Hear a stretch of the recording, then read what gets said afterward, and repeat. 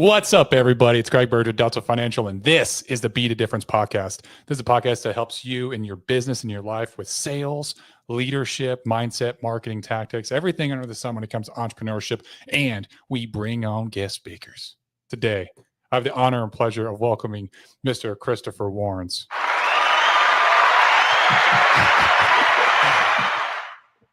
Chris, how you doing, brother? I'm good, man. That's a hell of an intro for your show. I'm grateful for the opportunity to be here and join you and chop it up. And the only thing that I'm here to do is offer some value, give some perspective, hopefully help at least one person, and have a good conversation with you, man. Absolutely. And you know what? Value, as I know, something that you're going to bring because you have a lot of experience, man, in life overall. So what I'm going to do is I'm going to start off just by reading off your bio for those of that are watching that don't know anything about Chris here. He has a lot to offer. So Chris Warrens is a serial entrepreneur. He's independent watch dealer, a business coach, a life mentor, a speaker, and an author. He focuses on self-awareness, purpose, spirituality, mindset, leadership, company culture, and the true meaning of entrepreneurship. His work has been recognized locally and nationally and internationally. After 2 tours in Iraq with the Army, Chris was awarded the Purple Heart and now lives, breathes, and teaches the warrior mindset. His mindset is superlative. His companies operate from the culture and core values that he lives by and represents. His methodology is a tactical approach that produces results for both clients and students. His care for people, discipline, and accountability sets him apart from all his competitors. Chris is also known to many as CW, as you see in the bottom of his screen, an 8-figure entrepreneur and highly successful figure in the fitness industry. In over 14 years, Chris has built 6 companies, including online fitness coaching, a full-service gym, real estate investing, dealing high-end timepieces, warrior consulting, and most recently, a nonprofit. Chris has recently also become 2 companies managing equity partner for his leadership expertise and knowledge. Wow, Chris, I love it, man. Yo, dude, do you ever listen to your bio and you're like, wow, there's some shit in there I forgot about? Yeah, that's every once in a while. I try to. So, like, I actually did a bio posting the other day, and my girlfriend, she does my social media for Delta, and she was like, "Do you want to pull your bio from the thing?" And I was like, "I really don't care about what I've done. I care about who I am today and what I believe in. And I believe in just helping people. Let's just talk about that, right?" Exactly. So, definitely. That's what it's all about. It's not about. I mean, just to kind of expand on that topic and piggyback off what you're saying, the bullets on the resume, the credentials, like, they're cool, but it's not what it's about. It's about creating impact. If you have that type of mindset, if you have our mindset, it's about creating impact, Absolutely, influence, helping people, fundamentally caring about them, like solving problems. I love to solve problems. I don't know about you, but I enjoy the ability to help people solve their problems. So yes. I'm with you, man. Like, it doesn't really matter what the bio says. I mean, some people care about it, but I think guys like me and you are like, cool. All right, what are we here to do? Let's get it done. Absolutely. And 9 times out of 10, like, this is the bio, which is a fantastic bio, by the way. It highlights all that success, but what's behind that success is probably a shit ton of failure, a shit ton of mistakes, Absolutely. Missteps, falters, and that's how we learn. It's, at least for me, I love solving problems too. 9 times out of 10, the way I'm solving problems, because I'm like, oh, I've messed up in this way before. Let me tell you what I did to get over that, because I've been there before. Absolutely. I love doing the same thing of helping solving salesmen, entrepreneurs problems, especially when they're young in business, because I had a ton of problems myself first starting off in my industry. Yeah. Didn't we all? Yeah, I know. Absolutely. Absolutely. So tell us a little bit about your military time. In your book, by the way, he in his bio, it mentions it, that he's an author, but he has an amazing book that I read before the podcast, Dominate Your Day. And in the book, you start off on the start of the book with the story about the military. I don't know if you want to share that one, but it's a great story. Yeah. I'll share that story. Absolutely. I'll share anything you want. Yeah. You want me to accent the military service? Well, I'll start with, I didn't know, Listen, I used to listen to people talk about failing high school and kind of being like, oh, it's kind of cliche. Well, I recently found out, I'm 37 years old. I recently found out last year that I failed high school. And the only reason why they passed me was because I was going into the military. And when I enlisted in the military in 2004, the Iraq war had just started and the Afghanistan war had, it was in its infancy with America, anyways. Everybody seems to go to war with Afghanistan, and everyone seems to get their ass kicked when they're there. But outside of one country in the 1300s, I've done my research. One country, a neighbor, did conquer for a small period of time in the 1300s. But that's not the point. I never went to Afghanistan. Yeah, I found out my guidance counselor reached out to me last year. She asked me to shoot a video for a teacher of mine that held me accountable and failed me on numerous occasions. And he was dying of colon cancer. And she wanted him to see all of the students that he impacted. And in her words, she wanted me to talk about the success that I found in life and how he contributed to it. And in reality, he did, because he held my ass accountable. Then when I was 17, 18 years old, I probably just thought he was, a jerk, to say the least. But yeah, I had always wanted to go into the military. I come from a line of guys from the military. My dad, my grandfather, and beyond, great grandfather, and generations of all military. And I enlisted 2004. Did boot camp. Went in the Army. Did infantry. So then infantry was sent only to Fort Benning in Georgia. That was before women could be in the infantry. That was before standards had been relaxed a bit, to say the least. You still had to spit, shine your boots. You still had to starch and press your uniforms. You still had to look tip top, not like a bag. I remember spit shining my boots, bro. Yeah, bro. Black leather boots, because I still had BDUs when I first started. Exactly. Yeah. So we had BDUs. We had starch and press our uniforms like crisp. Yeah. I got sent sharp. I got sent to the 101st Airborne. Like, the level of excellence that they demanded, even out of the low-ranking guys like me, privates, it was like, you better have your shit together, or you're just going to get fucked up, is what it's going to come down to. When did you go to Air Assault School? Oh, probably 2005. Probably. Bro, we went the same time frame. Yeah. I went 2005, bro. At Fort Campbell? Yeah, at Fort Campbell. Yeah. I was born and raised there. I was born in Blanchfield. My dad retired out of the 160th. Oh, okay. So he was sore. Yeah. And so cool. he got out on 160th, and then I just grew up there. I went to college. I went to Austin Peay State University. Oh, okay. So we're going to Nashville next month, right? Mm-hmm. And I'm bringing my team with me, and we're staying a couple extra days, and we're going to go up to Fort Campbell, and I'm going to show them where I served, and a whole bunch of dudes that I served with still live in Clarksville. That's so awesome. We're all going to get together and reminisce and show my team what a military base looks like. And, a lot of people don't realize, but military bases are self-sufficient. I mean, they have their own power grids, they have their own food, they have their own animals, livestock, everything, water, gas. I mean, there's a division in this case of military dudes that will just destroy anything, like 30 to 40,000 men and women of, the military. And so, getting back to the story, I was sent to Fort Campbell, Kentucky, the home of the 101st Airborne Division, where my father served, actually, and which is pretty intriguing. He was there in the 60s. I don't know when your dad was there, but Vietnam. Yeah, so they were probably there around the same time. And so I was a private. I was low man on totem pole. Actually, I came in with a little bit of rank. I was an E3, but we were in Iraq within like 6 months. Like back then, which you probably remember yourself, the regularity of combat tours was very often. The pace was fast. I mean, it was like, you're there for a year, you're back for a year, you're back into Iraq for a year. So Iraq, come home for a year, go back to Iraq. And being in the 101st, we were always being deployed.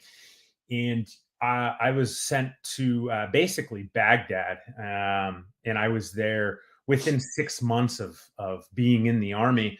And I remember when I showed up, we were in this area called the Sunni Triangle of Death, and we were replacing a National Guard unit that had gotten decimated. Like they lost like 30 or 40 guys that year, and they stopped patrolling. They stopped patrolling the area because they were just getting killed. Mm. And they had to teach us the area. It's called left seat, right seat rides, which I know you're familiar with. And I remember it was my first patrol I ever went on. It was 2005. We got into a fight. We got rocketed. We got IED'd, blown up from underneath. Not my truck. Got blown up. We took RPGs, and then we got into a gunfight. And that was the first time I had ever gone outside of the base in Iraq day one. And I was like, holy shit. Trial by fire. Like this is what I signed up for. And long story short, 2005 in Iraq was pretty bloody. This was about the time that the opposing forces realized that our Humvees really didn't have armor, and if they did have armor, they didn't have armor underneath. So they would often blow you up with a bomb in the road. They'd basically just bury a bomb in the road, literally a bomb in the road, and then you drive over it and die, or in our case, walk over it and die. And it was pretty bad, man. I mean, within like a month, like people were being killed, like Americans, like guys that I knew were being killed. We had a blue on blue incident where my platoon, That's the worst. My platoon killed someone from another platoon in my company. It was terrible. It was terrible. That was within 2 months of being there. Blue Forces, for those of you who don't understand, Blue Forces is American forces. Yeah. So blue on blue means there was a fratricide. It was an accidental shooting. So, which it happens at times. It's the fog of war.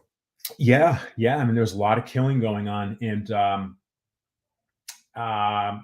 so I had been blown up in total on that tour 13 direct times, directly hit, which contributed to a pretty significant amount of traumatic brain injury and PTSD. But the time that like I was really close to dying, I mean, I was close to dying a lot. I mean, it was like, it's really hard to explain for those that have not been in combat, but the amount of times that I was almost killed was dozens, if not close to 100 times, right? Yeah. But there was one time where it was really fucking close, where I actually thought I was going to die. Yeah. I had never had that thought before. And what had been happening was a sister company of ours. I was Charlie Company, Bravo Company, B Company. I was C Company. Bravo Company was raping a 12-year-old girl at night. And the 12-year-old girl would come through their checkpoint, and they would sneak out from their base when they weren't on patrol and go to her house and rape her. And no one knew any of this other than the guys that were doing the raping. And one time while they were doing it, the family came home while they were raping the girl, and they murdered the entire family, and then tried to cover it up by pouring gasoline all over the family. Or excuse me, not gasoline. What's the other? JP8. Yeah, it was. It wasn't diesel. It was like, not coal. It was some sort of like liquid. Accelerant. Yeah, accelerant. Thank you.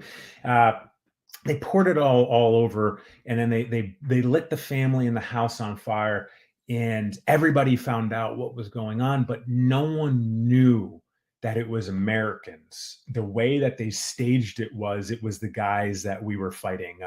What a lot of people don't know is Iraqis really didn't try to kill us. It was extremists that were Islamic that would come in from other countries like Syria and Iran and Saudi Arabia and Yemen and Afghanistan and such like that. So these guys that we were fighting in our area were Syrian, and they were good too.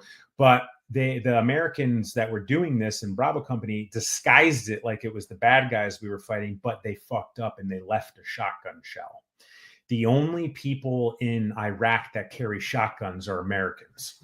That's it, only Americans. So it was found out that it was Bravo Company, and the guys that we were fighting were actually really good. And they figured out down to the squad who was doing the raping, and they overran a checkpoint and killed the sergeant on the checkpoint, and then took Menchaca and Tucker and kidnapped them.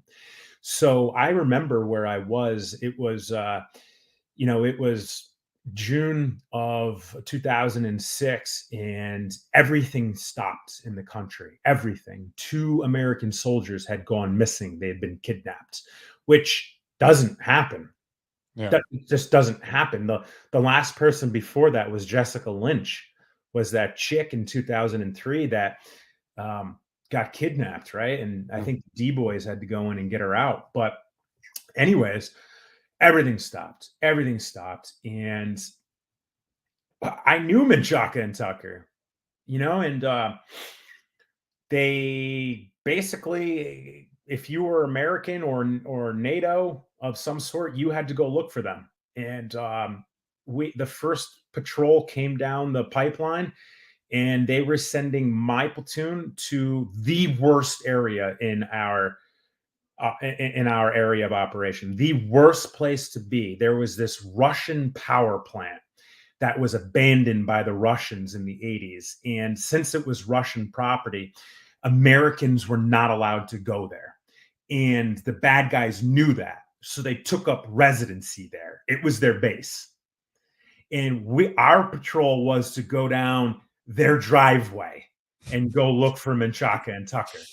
I'll never forget the name of the road, Route Caveman. Whenever you went to Route Caveman, you were getting into it. I mean, we're talking machine gun fights, helicopters coming in, RPGs, mortars, like all out battle, and sometimes for hours. So, I was very good on machine guns. So I was typically the front machine gun operator of any mounted patrols, which in this case, in trucks. And my boss preferred me to be his personal gunner, and he was always in the lead truck. So I was the lead gunner. And it was a really, really, really hot day. It was north of 130 degrees. And I was in the gun turret looking for Menchaca and Tucker. And I remember we were getting close to the power plant, and I was just really uneasy because I knew I was going to have to fight. And I'm in the front of the convoy, which means if anyone's going to take some shit, it's going to be me. Yeah. And there's no one else. Like, the trucks are behind me. So anyways, there's snipers and whatnot. But so I remember I smelt human death. And for anyone that smelt human death, like, it's very distinct. It's not animal death. It's not like, like a raccoon that was run over and is decaying. It's human death. And I told my boss, and I said, "Hey man, stop the truck. I smell death." And, we called it to our lieutenant. Our lieutenant called it to the captain. The captain called it to the colonel. The colonel called it to the next colonel. And the order was to keep moving. And as soon as we moved forward, immediately it was whack. And it was the biggest whack I had ever felt, to the point that I had wedged myself down inside of the gun turret, and I was looking up at the sky and then the ground, and the sky and the ground. And what we were doing was we were flipping through the air. The truck was flipping through the air. We were actually barrel rolling. So it had like moved us this way off the road, barrel rolling through the air. We ended up landing 72 feet off the road. And I had kept myself in the truck somehow. That is And miraculous. and I blacked out. I was the first one to come to. Everybody was alive. And I mean, everybody was fucked up, Yeah. but everyone had their limbs. Everyone was generally okay. And I remember I was kicking everybody. I was like, get up, get up. We got to get out. We got to get out of the truck right now. And I grabbed my saw, which is a 25-pound light machine gun, and I charged it because I knew I was going to get into a gunfight. And I crawled out of the gun turret um, to basically take combatants on immediately. And fortunately, the other 4 gun trucks were very aware of what was going on, and there were 50 caliber machine guns covering me, which was very pleasant to hear. And I That is a great sound, especially in that time frame. You hear a 50 cal, you're just like, yes, yes. Jeremiah Johnson from Mississippi was on the 50 cal behind me. Yeah, And Jeremiah Johnson, JJ was smooth with that 50, and he did what he needed to do. Rest of our guys assaulted the attacking force. I gave up. I was done. That was it, man. I didn't realize I had a piece of metal sticking out of my face. I didn't know I had a piece of metal sticking out of my back. I didn't know. I just, I was just trying to survive. And I was like getting assessed by the medics, and they evacuated me off the battlefield along with the other 3 guys. And, the piece of the story that I don't tell too often is a month prior to that, I had buried my father. They pulled me out of combat on a Red Cross message. My father died, came back, got wounded, was down for 3 weeks. They wouldn't let me go on patrol because I was fucked up. My first patrol back, I was put in for a Bronze Star with Valor on the same road, Route Caveman, where F-14s had to drop down and support us because I was almost executed. man. So it was not a fun time to be in the Sunni Triangle of Death outside of Baghdad. Those guys that we fought were very well trained. They could flank. They could flank you. They could move on you. They were well trained. They would box you off with mortars. They would flank you. They would move in on you. They would fuck you up. And they were good, man. They would wear body armor. They'd be on PCP. So you could put 10, 15 rounds into them, and they keep going. They don't stop, and a lot of people don't realize that. But when a man is on PCP and has body armor on and thinks that God is commanding him to kill the infidel that he's fighting, it's a battle. It's not easy. And I attribute that day specifically to my perspective in life and my mindset moving forward. I've since then have realized how precious life can be. The last thing I would ever do is take a life from that day, that time in my life on. I don't want to fight anymore. I went on to fight in mixed martial arts and jiu-jitsu. I was ranked top in the world, in world class. I'm great. I'm great at fighting, whether it's in combat or hand to hand, but I just don't like it anymore. It's not what I'd want to do. I don't enjoy it. I'm skilled, I'm seasoned, but it's changed my perspective to empathy and love and kindness. And I talk to a lot of battle-hardened people, and we talk on this subject pretty often. And a lot of us agree that basically being the warrior in the garden is a way to live life after combat. Yes, I would agree. Agree 100%. Yeah. That is a hell of a way to start off telling your story. Yeah. I love it. I love it. So after the military, you do 2 tours, you serve, you get a Purple Heart, and then you get out. Yeah. What starts you on the path to entrepreneurship? Let's talk about that warrior mindset that you got going into business. Yeah, that's a great question. So I got thrown into entrepreneurship. I didn't choose to be in entrepreneurship. And what had happened was when I got out, I went to community college and I started studying basically exercise science and nutrition. and I was like in great shape. I'm still in great shape, but I was in great shape. I was fresh out of the military, and I didn't really know what I wanted to do, but I knew that I loved being in shape and exercise. And when I was in the military, I helped people get in shape. So I was like, I mean, I should pretty much take this route. And I got a job as a personal trainer early on, like as soon as I got out, and my style as military worked really well. Now, keep in mind, this was like 2008, 2009 timeframe. So, we were in that recession, and people were afraid, and, they needed leadership really. And I was like this young, angry personal trainer that would just fuck you up when you'd come in for your personal training session, and it went over really well.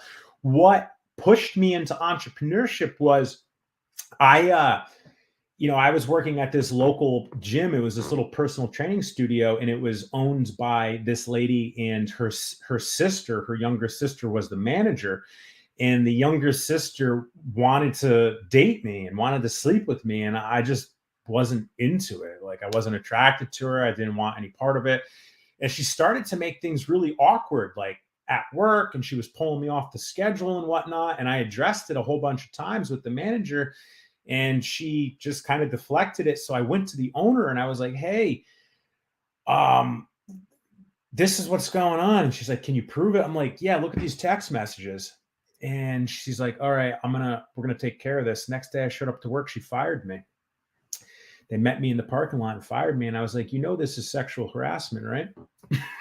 like, like, and she was like, "Yeah, you're fired. Get out of here." I'm like, "Okay."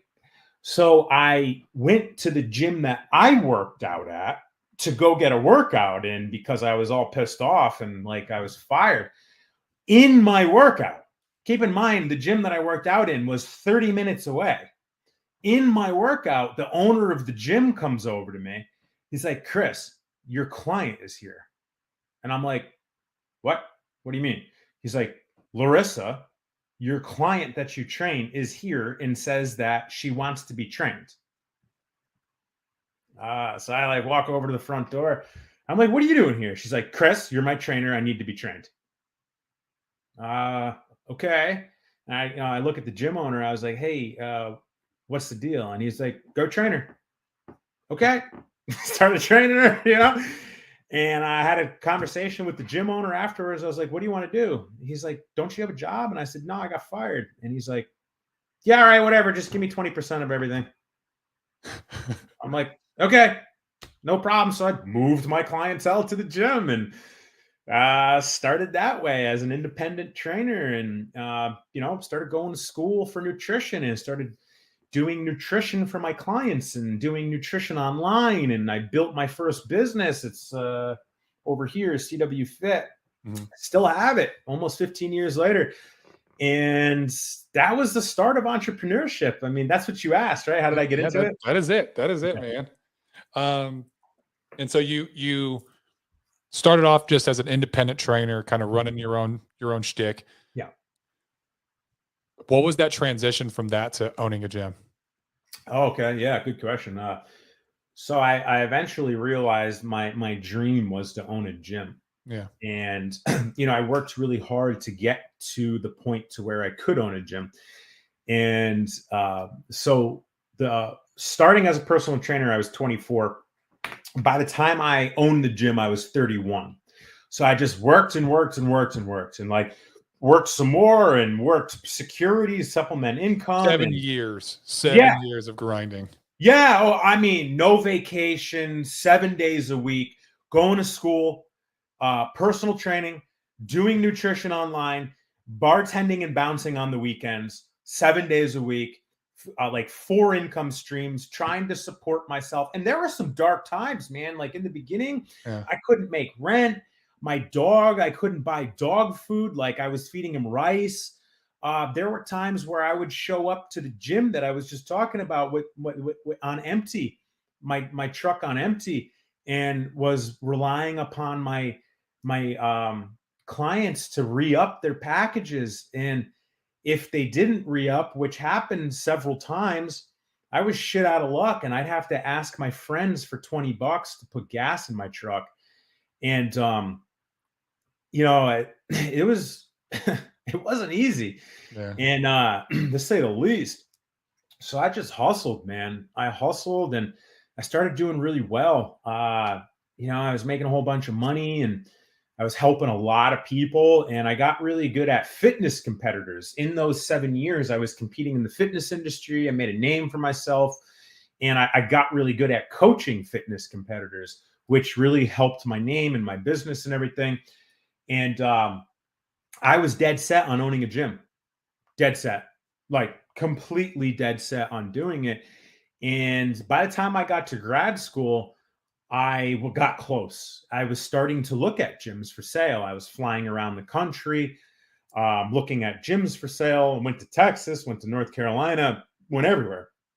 And then an opportunity came up in my home state, and I capitalized on it. And I opened a gym. It was 20,000 square feet.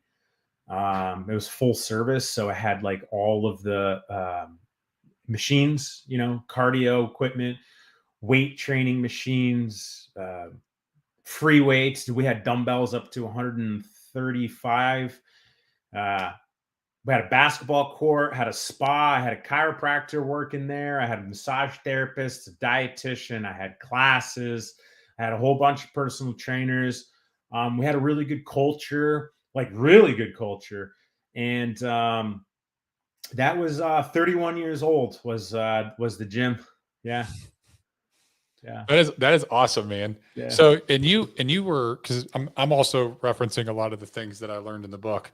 So you started, you know, you prided yourself on the culture. You talk a lot about that in the book and how you like created this culture, and you won an award as for your gym being like the best, yeah. the best fitness facility, the best gym. Mhm. Talk a little bit about that and how you used culture and core values, and you infuse the leadership and the everything that you learned in the military kind of coming to fruition to create this very competitive gym in the space that it was in.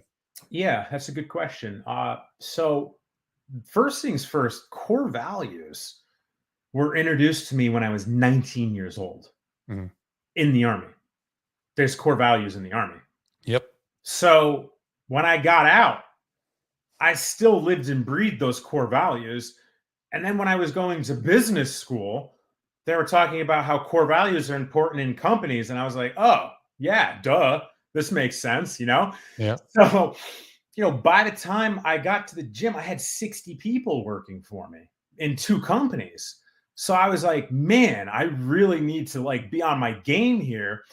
And I took it upon myself to really exude what is important to me, which is a healthy lifestyle, which is respect, which is loyalty, which is teamwork, which is going above and beyond. I'm like looking at my core values to make sure I didn't miss anything. They're right here for my current company. I love it. Yeah. Um, like, but with the gym, I mean, I managed my team with them, but I also managed the customers with them. And I had like 3,000 customers. Yeah. And I was the gym owner that was there every day. You know what I mean? I'd be like, hey, dude, how was vacation? Did your daughter enjoy it? Oh, that's cool. Did you get some time with your wife? Awesome. All right, get on the fucking treadmill. You know what I mean? So, so, like, so I the I I led my team pretty well, and there's a lot of things I could have done better. But in this, to accent your question, I led them well. And when you lead a team well, your team takes care of the customers Yeah. well. Right now, my companies are known for customer service and culture. Like even in Arte, like you pull up posts about me in Arte, people talk about my team and their customer service. That's culture. Yep. That's Absolutely. fucking culture, man. And like culture was nothing new to me in business. Like I got it. I understood it. It was really what it was just me living and breathing it, holding my people accountable, and like forcing my customers to adopt it. Not Mhm. forcing them, but nudging them. Like, if you're going to work out here, this is how it's going to be. Like, my mission statement was on the wall, like everything. So, do you need to reel me in? Did I go too far off No, there? man, I love it. Keep going. Yeah. I love talking about culture and core values. I'm big on that. That's Yeah. something in our space, in the insurance space, is not really talked about. And with my experience in the military, that's something I've always talked about. Yeah. And so when previous companies I was in before I started mine, I talked about this a lot. And I'm like, hey, like, we need to focus on leadership training. We need to focus on core values, on vision, on mission. Like, there has to be alignment, right? This is how you get a culture out. And I would literally get laughed at. They would be like, "Oh, that's stupid." Like, no, no, Yeah, they just don't you're wasting your understand. time. This Yeah. is they didn't understand. And I had this vision in my head of what I wanted to build, and it took some time, but eventually I was like, "F this, bro. Fuck it. I'm doing it myself." And so Yeah. and I Hell and yeah. I and I built my own company, and here we are. And so the first thing I did was I sat down with all the people that followed me, because very similar to you, where you get fired, you leave, and then your clients show up. They're like, "No, you're my dude," right? Right. I had a bunch of people that followed me that were like, "No, Greg, you're fucking stand up dude, and I believe in you, and I see what you're trying to do. I'm in." And I had a few guys that have been following me for a couple of years, and they're like all in, and they're leaders in their own right. And I've been honing them and training them and developing them. And so I sat down with them and I said, "Hey, let's dev out these core values. All right. What do we believe in? What are we gonna live at from the top?" And that's the first thing we're doing, is we're setting this culture across the company. It's gonna be lived and breathed. We're gonna talk about it every meeting. Like, when I highlight agents for success, I highlight them for behaviors Mhm. based off the core values, Yeah. not based off of the result. Yeah. So, Managing my core values. Yeah. yeah, absolutely. Yeah. So I love talking about core values. So you can go all day long, all day long on it. So, so I like that you led your clients by that too, Hmm. because then this is a marketing concept also that Seth Godin talks about with the law of diffusion of innovation. Hmm. Have you ever heard of it? Yeah. And really, you're catering to the people, your niche market, the people that believe in the same things, they're aligned with you, whatever. And so they come in, and you're like, "Yo, bro, this is how it is. Like, get to work, right?" And they align with it. They're like, "Yeah, I can get down with that." Now you have a customer or client that's going to be a client for life, more than likely, Yeah. very long time. The, the, Oh, the yeah. the longevity is going to be very long, That's the key. and that's the key. Mhm. And but then you don't have to try to market to everybody. You market to your niche market. They are the ones that market out for you. You They're just the take ones care that of tell them. their friends, they tell their Just take care of family, and it's friggin' it's amazing. That's the concept of the purple cow. 'em. Yeah. Just take care of your fucking people. Yeah. And on the opposite side, I'll tell you, I was going to tell you some cultural stuff, but I guess culturally, the example that I'll use too is you got to fucking fire your clients by your core values too. Yes, you And do. that's listen. I used to be scared to do that. Now I'm like, fuck you, get out of here. Not like that. I don't say it like that, but I'll give you an example. I believe it was earlier this year. I think it was like Q1 of this year, or maybe late last year, or something like that. Probably Q1 of this year. I had my at that time my assistant. She's now a director for me, so she's moved up Mhm. and she's doing really well. But anyways, she was working. Basically, she was working with a customer on a project, and he was getting out of line, like calling her at 2 o'clock in the morning, like asking if he could drive to Connecticut to see her. And he was stepping over the line. And she came to me and she's like, "What am I supposed to do?" And I'm like, "Well, what's going on?" She tells me the story, and I was like, "You want me to step in?" She's like, "No, I want to learn how to do this." I'm like, "Okay. All right. So we're gonna put our boundaries down real fucking fast. Okay. Mhm. You tell this dude that we are more than happy to do your work for you and get it done and yada yada yada.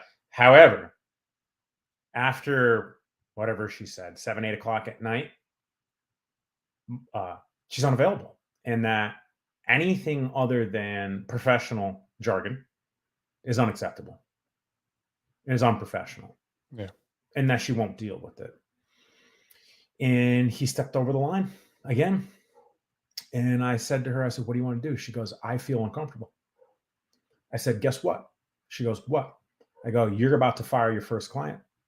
And she goes, "No. It's revenue for the company." I don't fucking care if it's revenue for the company. Motherfucker stepped out of line. Yeah. And if you feel uncomfortable, my team, you're gone. We don't need your money. Who cares? And listen, I'm a little bit more viciously protective of my people than most owners, probably 99%. But, and we don't use this wording when we fire our clients. However, giving the cliff notes of it, Yeah. right? You got to take care of your people, Yeah. and you got to manage your customers by core values. If someone respect is one of our core values, if one of our customers wants to continually disrespect someone on my team, which means my company, that means you won't be doing business with our company. No, I agree 1,000%. And he came back. I can't find anyone else to do it like you do. And we're like, sorry, we're busy. Yeah. I, That's how it needs to be. do you agree? I agree 1,000%, bro. Mhm. 1,000. Because especially when it comes to, then there's certain businesses, insurance probably isn't as much as like this, but let's say that you're a coaching client or you're a coach and you have a client that pays you, but they don't apply any of the strategies that you coach them on. They're late, they're lazy, and they don't fit. Like maybe they're not disrespectful, but they're disrespecting your time, right? They're a walking, living, breathing example of your coach, of your brand, right? It's just like, Mhm. dude, I can't coach you. Like, I would fire that person. I'd be like, dude, I Mhm. can't coach you. You don't apply anything. You're wasting my time. You're wasting your time. I don't need your money. Like, I had that I'm conversation not, last week. yeah, I'm not in it just to take your money. I'm in it to help you. And if you're not going to take it, if people reach out to you, say, oh, you're one of Greg's clients, how's it going? And they look at them and it's like, dude, you haven't increased or leveled up at all. Right. That's a bad image for me. Yeah. So, no, I agree 100%. That's how it goes, man. And Yeah. I've had that conversation with people over the years, and it's a tough conversation to have. And you don't just pull the rug out from underneath them. You don't just be like, you're not doing anything, so I'm going to terminate this relationship. I Oh, mean, yeah. It's built up over time. it's built up, but like having that final conversation, it's like, hey, listen, I don't want you to pay me if you're not going to do this. Like, spend your money on someone that you're going to listen to, because if you're not listening to what we're doing or following the plan that's provided for you, what's the point of having these phone calls? Mhm. There's no point. Why, you're paying me, people pay me between $1,000 and $2,000 an hour to coach them. So why pay me that much? Why pay me that kind of money if you're not going to follow the plan? I don't want it. I want to work for you. Yeah. And if you're not going to do it, I'm not working for you, which means I don't need to be on this call, which means maybe someone else is better for you. Yeah, Absolutely. you gotta let people go that don't align with your core values when it comes to customers. There's two different perspectives, right? It's keep as many customers as possible, keep as much money coming in as possible, and then there's people that are on our side of things that think that core values are more important than money coming in with bad energy. It is bad energy. And we could talk about this all day long. We got about 15 minutes left. I don't want to respect your time. So just to highlight something real quick, how much did you get paid when you were first, when the times were dark and you were first doing personal training? What would a client pay you for a session? When I was a personal trainer for the gym, before I got fired, the gym was charging approximately 80, I believe, $80 an hour, and I was getting like 13 or 14 of those dollars. Um, when I when I was I was like, wait a second, I'm on the wrong side of this here.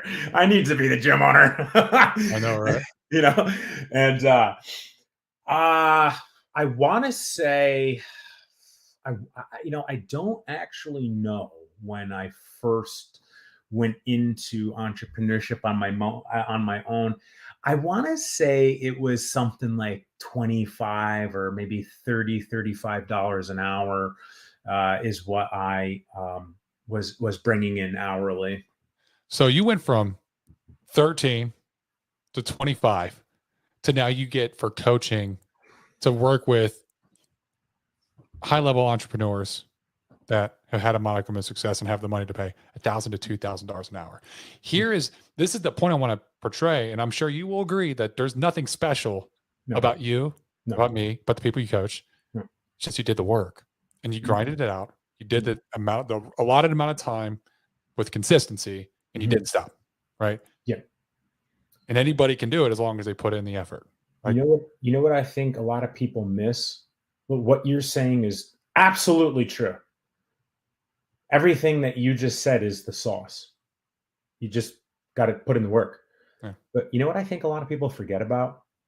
I think a lot of people forget to believe in themselves. yeah, They forget to believe, right? I didn't believe in myself when I was younger. I didn't. It wasn't until my mid 30s maybe my early 30s, something like that, 30s, I really started believing in myself. I was like, wow, I could do this. mm, Wow, I did this. Wow, I've done all this shit. And fast forward to today, no one believes in me more than me. And I got a lot of people around me that believe in me, dude. And it's like, and that's probably why I believe so much in myself, right? Because oh yeah, my people are like, yeah, let's fucking go. And I'm like, yeah, you know. But if I could go back to young CW, I'd be like, man, just believe in yourself, dude. It's okay to charge $100 an hour. If you can provide that value, charge 200, 300, 500, whatever. And here's the thing. Right now, everybody's scared. Everybody's scared. Businesses are pulling back. Businesses are selling. People are scared. They're not spending, whatever. I'm fucking jacking my prices up more. Everything. Mhm. Why? Because we're aggressive and everybody believes in what we do. And our product is insane. You got to have a good product, is what it comes Yes, down to. But if you believe in yourself and you provide value, you're unstoppable. The key is most people don't believe in themselves because they fear the judgment. They fear the unknown, mhm, right? Napoleon Hill, one of my favorite authors, all he does is talk about fear. Fear strangleholds you, right? It like lynches you. yep, Fear keeps you where you are. Well, I don't know if I'm worth $50 an hour. Yes, you are. Absolutely. You're worth 4 times that. But putting it out there and asking for it is the hard part. Well, what if they say no? Still, to this day, I'm going into year 15. I get told no all the time on sales calls. Whatever. Who cares? There's a steady flow of people coming in, mm, right? Like, who cares if you're going to be told no? Who cares if you're judged? Only we care. Our ego cares, yeah, right? That's it. And if you believe in yourself, you can charge whatever the hell it is. I mean, the people that we learn business from, they're vastly more of an investment price point than a couple grand an hour. yep, Big absolutely, time. absolutely. So, man, I almost want to have another podcast with you just to talk more about leadership and Let's core do a values. part two. Part two, yeah, I'll have you on my show too. I would love it, man. I would love Yeah. it. So you built this gym. It became record breaking. You started expanding out. I'm going to breeze past COVID because a lot of things happened. Now you're a coach, you're a speaker, you're author. Talk a little bit about your speaking and your book, and then we can close this out for you. Yeah. Man. And the crazy part is what you just breezed past was the most life-changing time in my career. Part two. I'm going to bookmark it down. And COVID birthed my coaching. Mm, COVID birthed my book. COVID birthed where I am. I was bored. There was nothing to do. We couldn't operate. Owning a gym is fucking 14, 16-hour days, 7 days a week. mm, And gyms don't sleep. And I had nothing to do. I was like, I got this book on my vision board. I'm going to write it. Yeah. I was like, shit, I'm at the point to where I believe in myself enough to where I can coach other people. So I started a group coaching program. And then I started taking one-on-ones. And now I'm training people to coach underneath me. And people want me to come in and solve their problems in their business and come out to their businesses and look at it and tell them what's fucked up and coach them. And it's the most fulfilling opportunity that I've had between the books and the coaching and the speaking, because let me tell you something, man. It's not about the money. It's not about the watches. It's not about the cars. It's not about flying private or first class. It's not, in my opinion. You know what it's about, man? Like, I'll get a DM from someone. I got right before this call. I got one. One of my friends. She took a picture of my book. She's reading it on the beach somewhere, like reading this fantastic book by CW, and I'm like, and it's posted on social media, right? And then I'll get DMs from people be like, dude, you saved my life. And I'm like, what? I don't even know who you are. Well, what you went through, I realized I can go through it. I'm like, yeah, man, we all fight our battles. You could do it. Let's fucking go. Let's get it. 1 inch at a time, 1 day at a time. Let's go. 1 bloody inch at a time. Bloody fingernails, bloody knees. Let's go. Move forward. You know, you're in the military. Move forward. Yep. Move forward. Move forward. Go. You know? Yeah. You know, you remember Battle Joel 2 Alpha. I do. Um, Oh, 7-8. yeah. I love it. I love it. You know, so like, it's just fulfilling, man. Like this year, I've been speaking for years, but I'd always donate my time. You know, I never asked for money. It's funny we're talking about this. I'd always be like, yeah, I'll speak to your high school. You know what I mean? Yeah, I'll speak to your community college. Yeah, I'll speak to your college. And that was the first couple of years of getting started. And then I started charging. And it's not about the money. It's not. It's about the questions. If I'm taking questions and answers, it's about the people that have followed me or looked into me or read my book and then sit and listen to me and then connect through my struggles to their struggles and see me as this leader of sorts or light of sorts from the darkness. And it's like that, man, that's what it's about, dude. It's like, I believe my purpose is to teach. My purpose as a teacher, my purpose is to change humanity's mindset. To be a Sherpa. Yeah. There's Friedrich Nietzsche is one of my favorite philosophers. There's a lot of negative things that can be said about him. He has this philosophy of the Superman. The Superman is the enlightened being that comes down from the mountains and shows the light from the darkness. And that's what I do, bro. And like, yeah, we make money. Yeah, it's cool. That's great. But the impact, the influence, the value, the connection with people where they're pouring their heart out to you, you never met them before, and they're looking at you like you're their savior. And you're like, you know what, dude? Or chick, like, you know what? I'm rooting for you. All right. So you need anything, you reach out to me. And that's how you build a tribe, Yeah. I'm big on core values. I'm big on customer service. I'm big on culture, but it goes beyond that. It's your tribe. It's your audience. It's your people. And that's what's most important to me. Most important to me is the value, the impact, and the influence. Everything else is just a byproduct of, including the bank accounts. Nice. I love that, man. I agree with what you're saying. And we're coming up to the hour. So my last question that I ask all my guests, 3 people that you could have a meal with, either living or dead. Who's your top 3 people that you'd like to break bread with? Now, this is going to sound fucked up. Number 1, Adolf Hitler. You know what? He did terrible things, but he also did great things. How in the fuck did you convince an entire country before social media Yeah.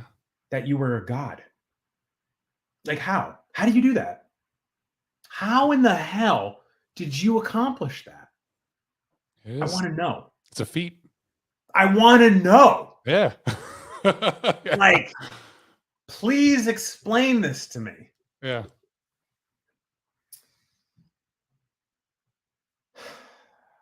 Two more. Okay. I got to be very selective. Very, Yeah. very selective. I would say Theodore Roosevelt. Oh, it's a good one. Okay. Medal of Honor recipient. Yeah. Published author of 30 books. I read a story once. He wanted to go hunting while he was president, and he marched an entire battalion of army through Mexico, through Central America, into South America to go hunting in Brazil, and then marched his ass back when he was done. I was like, I read that. I was like, what? On top of everything else that he did. Yeah. Decorated throughout his entire career of everything. And then the last one wouldn't be Nietzsche. It wouldn't be Plato. It wouldn't be Aristotle. It would be Marcus. Marcus Aurelius. It would be Marcus. I would say he would be the pick. If you allowed me four, I would say Confucius. Okay. But Marcus, just because of his ideologies of leadership, of culture, of family, and of enlightenment, all of these men are enlightened. Just one was evil. And yeah, I would break bread with them, and I wouldn't say much. I would just listen. Even like I've been around Andy Frisella and Ed Milet, had conversations with them. I'm not speaking. I'm just listening. There's nothing that I need to be saying. I'm just taking notes. You have 2 ears and 1 mouth. Listen more and speak less. And yeah, I would talk to those 3 men, and I'd be like, boys, break it down to me. Tell me how it's done. Boys. I like it. Mm-hmm. Thank you so much, Chris, for coming on board. We definitely got to do part 2. We got to hear more about that, the period of time over COVID and how you changed your business. But we are coming on the hour. So for all of you watching, I know you got a shit ton of value from this. So make sure that you're sharing this. Make sure you are, providing the value-based exchange, which is we provide value to you. You share this with other people. We spread by word of mouth. Chris, if anyone wants to reach out to you or wants to learn more about your coaching business, how's the best way to get a hold of you? Oh yeah. You could check out my website, chriswarrens.com. You can hit me there. You can find me on Facebook, Christopher Warrens. You can find me on Instagram, Chris Warrens _OG. I'm Chris Warrens on LinkedIn. I'm Chris Warrens on YouTube. But you guys got any questions, feel free to reach out to me. I'm pretty active. I talk to pretty much everyone. But more importantly, Greg, thank you for having me. And I hope that everybody listening understands that a really, really selfless and easy way to take care of people is share their shit. Share this show, send it to your friends, post it on your socials, hook Greg up, tell him he did a good job, send him referrals, anything. It's all free and it takes very little time. And I'm honored to be here, and I'm grateful to be here. And thank you for letting me tell a piece of my story. Oh, definitely, man. I appreciate it. And with that being said, this has been the Be the Difference podcast. We're coming to you each week. Until next time, we'll see you guys.